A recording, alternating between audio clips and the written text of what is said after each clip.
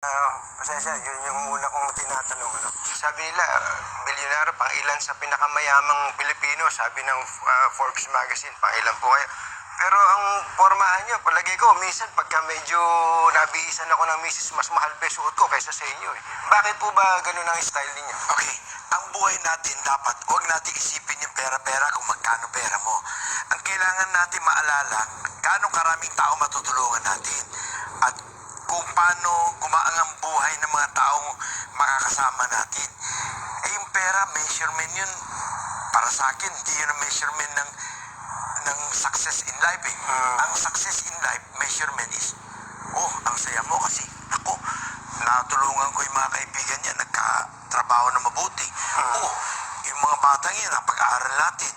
Yun ang kasiyahan ng buhay. Eh yung yaman, numbers lang yun eh. Eh meron kang 100 piso o meron kang 100,000 piso. Pare-pare na yan eh. How many times can we eat in a day? 2 times? Pwede ka ba kumain araw-araw ng baboy? Adobo? Eh maimpacho ka. Pwede ka ba kumain ng steak araw-araw? Impacho rin.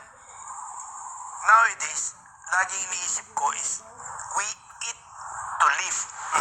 Parang kumain ka para mabuhay ka. Huwag yun, mabubuhay ka para lang kumain na masarap. Masama yun. In as much as possible, tinatry ko maging simple living lang. Eh kung may pagkakataon nga ako, pinakamasaya ko sa buhay, yung nagpapahinga ako, o makita ko yung mga anak ko, o makita ko yung mga apo ko, lutukoy ko to, especially sa mga anak ko. I do not allow them to be going around na magyabang na kung ano-anong sinusuot at kung ano-anong dinadala. Ngayon, nagpa-interview ko, kailangan daw nakarilo ko, kaya naka-stainless akong rilo.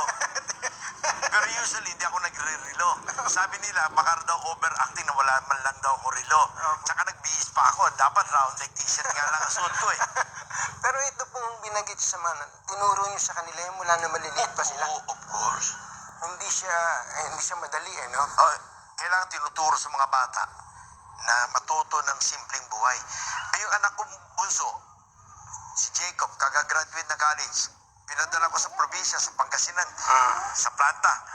Sabi ko, diyan ka magtatrabaho araw-araw, diyan ka matutulog, kasama mo kakain ng lunch at dinner yung lahat ng empleyado. Huwag ka makakain-kain sa labas ng McDo, kung ano-ano ha. Dahil you are going to, as it show them na hindi mo sila kapareho. Kailangan habang nandiyan ka, kasama mo sila, kung ano yung kinakain nila, kung ano yung ginagawa nila, pareho lang kayo. At yung base mo, kailangan simpleng damit, t-shirt, at kung ano yung uniform doon, yun din ang susuotin mo. Ganun ang suotin ko ngayon to.